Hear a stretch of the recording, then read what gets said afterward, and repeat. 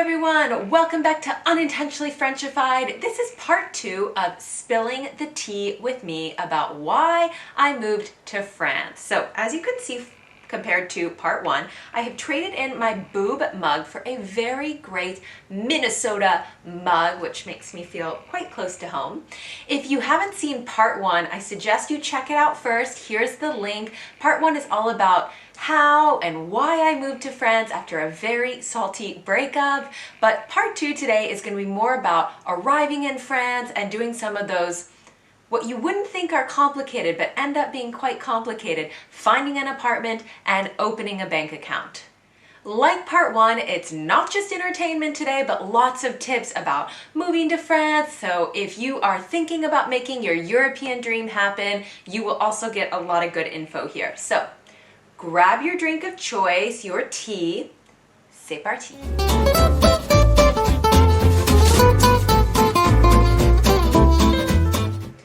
Okay, first things first, I arrived to the Charles de Gaulle airport and I had a train leaving from the city center of Paris. It was like 2.5 hours long to get to Poitiers. So I had brought 2 rolly suitcases. You know the sets of 3 where you have like a giant ass one, a medium one, and then a tiny one? I had brought the giant ass one and the medium one. And yes, I knew that I needed to go from the airport to the RER underground train, then switch on to a metro, then get to the train station, but I told myself, listen, there's gonna be nice people, somebody is gonna help you when you need it, and there's gotta be elevators, you're gonna be fine. Boy, was I wrong. First lesson, people in Paris are not just falling over themselves trying to help people in need, especially people who are stupid enough to overpack. So that was my first mistake. And the second mistake was actually thinking that elevators are just everywhere in Paris. I honestly, and still am baffled by this, do not know how people who cannot physically walk up and down stairs manage to take the metro, because elevators are few and far in between. So that, plus the fact that people aren't always willing to be very helpful, does not make it an easy feat to get your suitcases from the airport all the way to a train station inside the city. It personally took me 2 hours to manage from the airport to the city center, and at one point I even needed to ask a security guard to help me because I had managed to get through the security barrier in the metro with myself and one of my bags, but had managed to actually lose the other bag behind me, and the doors had shut and my bag was still on the other side. So while I made it to the train station, I would say if you are not on as tight of a budget as I am, please take a taxi. It is so much less of a hassle. For 50 euros, you are directly from the airport to the train station of your choice, or even better, there is an actual train station in Terminal 2 of Charles de Gaulle. It doesn't serve every single city in France, but it might actually serve the city you want. So check out and see if your train doesn't have service directly from the airport. Maybe you won't have to be like me and change your entire outfit on the train because you've sweat so much in that 2-hour journey.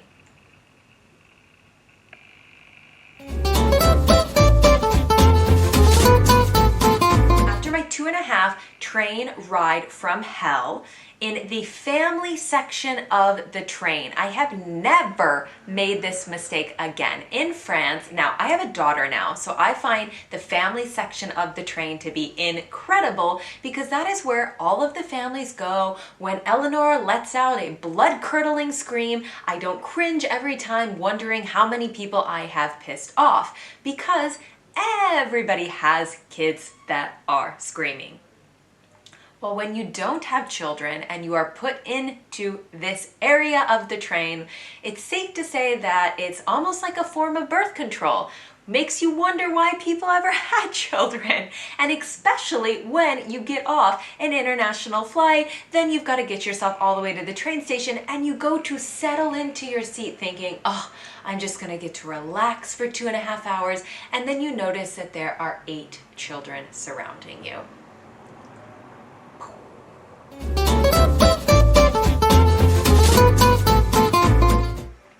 I did make it to Poitiers, and this was 10 years ago, so there weren't Airbnbs yet, there wasn't like easily accessible internet on your phones or anywhere in the city, and so I had reserved ahead of time a hotel for 3 nights, and I was like, okay, convenient, let's make it right next to the train station so I don't have to travel very far when I get off.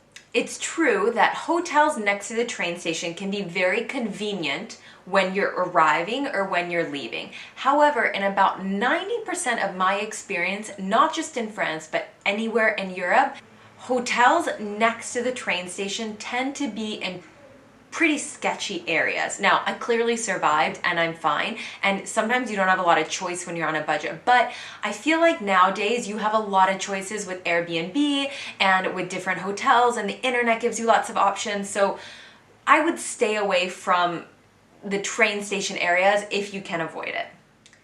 But anyways, so I check into my hotel and I knew that it had an incredibly small bathroom, but I was like, okay, listen, who cares? It's just the bathroom. What I didn't realize though is that the bathroom had no tub. So instead of like having a place where you shower, you have the shower head and the drain on the floor, but it's like right next to the toilet. So when you shower, water sprays everywhere. I don't know if any of you guys have stayed in a place with a bathroom like this.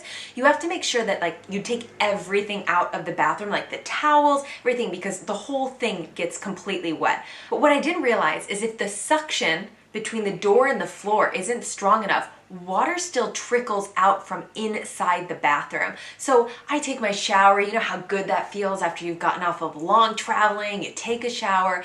I walk out of the bathroom and I realize that water had dripped under the door into my suitcase. There's all of my clothes were wet, and I mean, this did trigger one of those meltdowns where the world is against me, I'm never gonna survive here, what was I thinking of coming? But I took a very long nap, and the next day was a new day.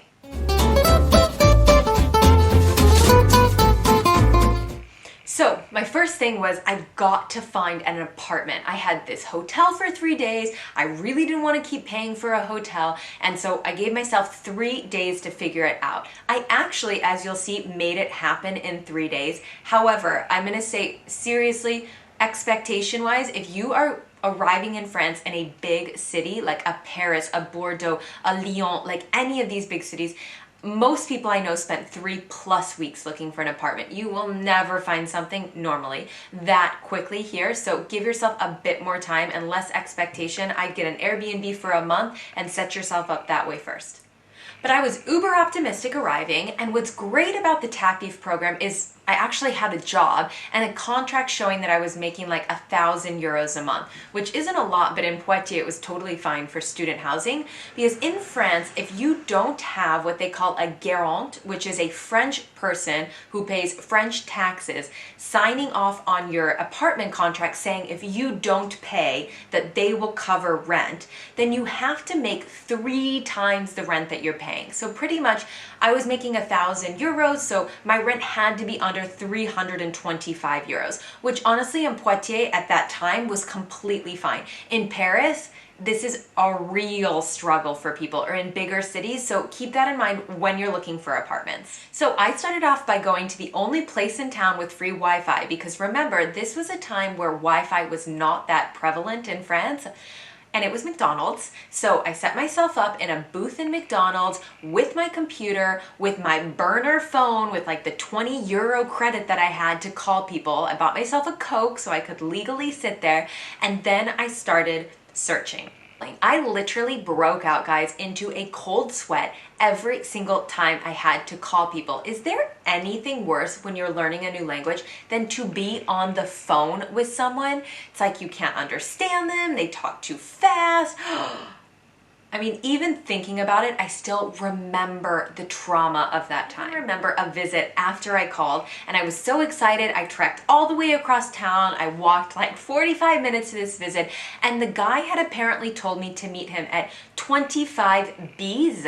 and then the name of the street. Well, I didn't even know that a B's existed in French. And what it pretty much means is like you can have the number 25 in that street, and then you have another house next to it that's 25 B's. Well, I went to 25 and I rang the bell and no one came. And then I waited 5 minutes, and then I rang the bell again and nobody came. And then I waited 15 minutes, and then I rang the bell once more. I tried calling, no one answered, and I left. And then later on the guy called me and was like, I told you it was 25 B's. And I was like, what? I still don't understand you. I was at 25.